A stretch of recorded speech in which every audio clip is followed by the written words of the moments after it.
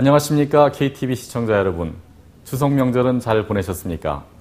자카르타 시내에서 보는 달이 어릴 적 시골에서 보던 달과는 조금 달랐습니다만 정겹기는 마찬가지였던 듯합니다. 이번 주는 안정을 찾아가는 모습의 시장을 보면서 마음도 조금은 편안해지는 것 같습니다.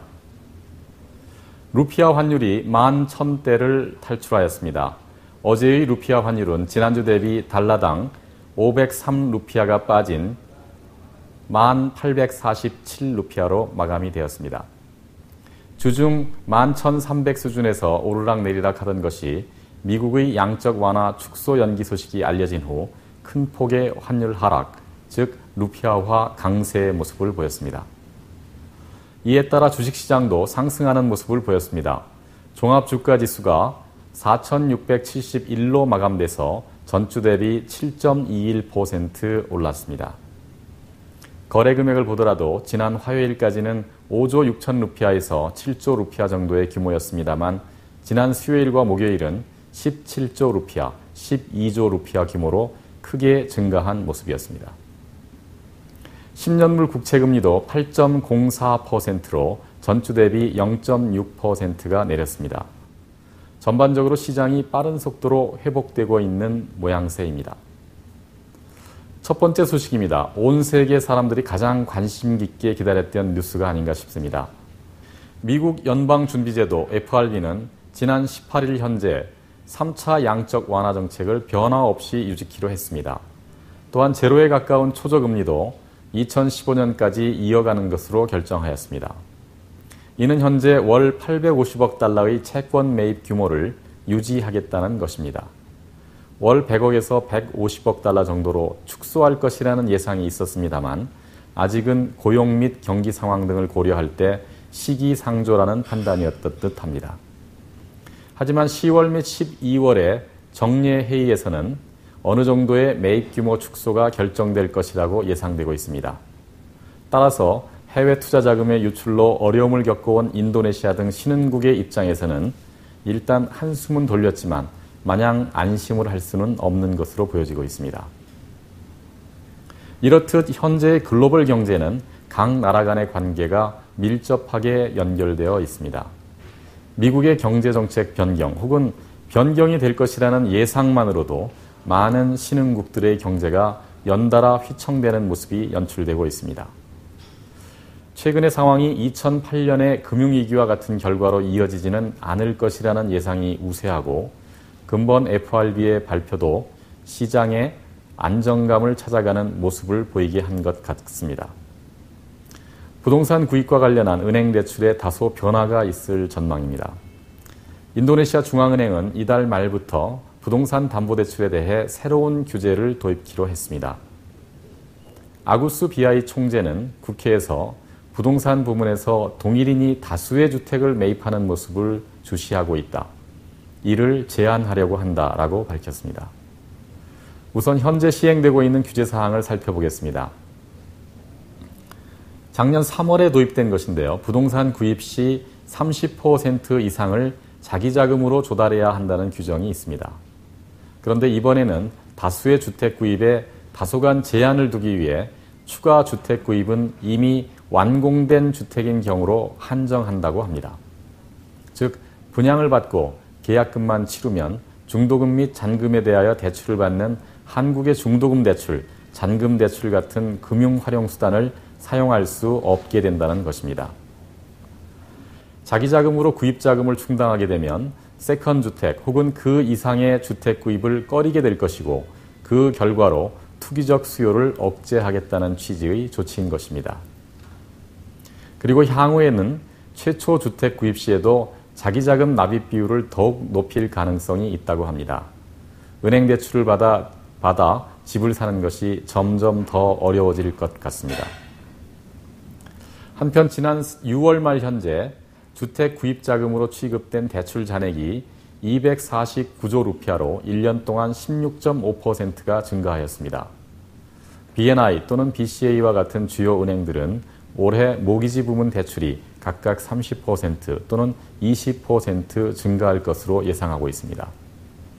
즉 상당수의 사람들이 아직은 은행의 대출을 받아 주택을 구입하고 이자를 내는 형태로 금융을 활용하고 있는 것으로 보입니다. 16일 국회에서는 중앙은행의 정책 결정에 핵심 역할을 수행할 수석부총재로 미르자 아디티스와라를 임명했습니다. 이에 따라 그의 경제에 대한 견해가 중요성을 띠게 되는 것 같습니다. 지난 국회 청문회에서 미르자 수석부총재 내정자는 경상수지 적자 축소를 위해 중앙은행은 기준금리를 올릴 필요가 있다. 다만 경제에 지나친 부담이 가지 않을 정도에서 인플레이션 관리와 통화가치 방어를 할 수 있는 수준이어야 한다고 말했습니다. 즉, 인도네시아의 경상수지 적자를 줄이기 위해 루피아화 약세를, 인플레이션 관리를 위해서 금리 인상을 단행할 수 있다는 발언으로 해석될 수 있는 듯합니다. 카를로스 고온 닛산 르노 얼라이언스의 회장이 지난 17일 인도네시아를 방문해서 내년 시판 예정인 차량을 소개했습니다. 1200cc의 7인승이고 연비는 리터당 20km가 넘는 닷선 고 플러스입니다. 루피아 기준으로 1억 루피아, 달러 기준 9,000불이 안 되는 가격에 내놓을 예정이라고 합니다. 닛산은 작년 인도네시아에서 6만 7천 대를 판매해서 전년 대비 19.6%의 신장률을 보였으나 올해는 8월 말까지 4만 2천 대 판매에 그쳐 작년 동기 대비 9.3% 줄어든 모습입니다. 이런 상황에서 고은 회장은 이번 닷선고에 많은 기대를 걸고 있습니다. 현재 10%가 채 안 되는 인도네시아 시장 점유율을 2016년까지 16%로 끌어올리겠다는 계획을 밝혔습니다. 2억 4천만 명이 넘는 인구의 반 이상이 중산층이 되어가고 있다는 걸 염두에 둔 계획입니다.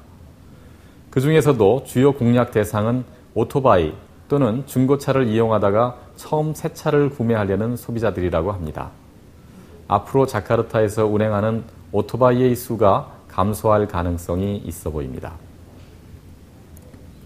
이 방송을 보시는 우리 교민 여러분 중에는 취업 허가를 받아오신 주재원들이 많으실 것으로 압니다.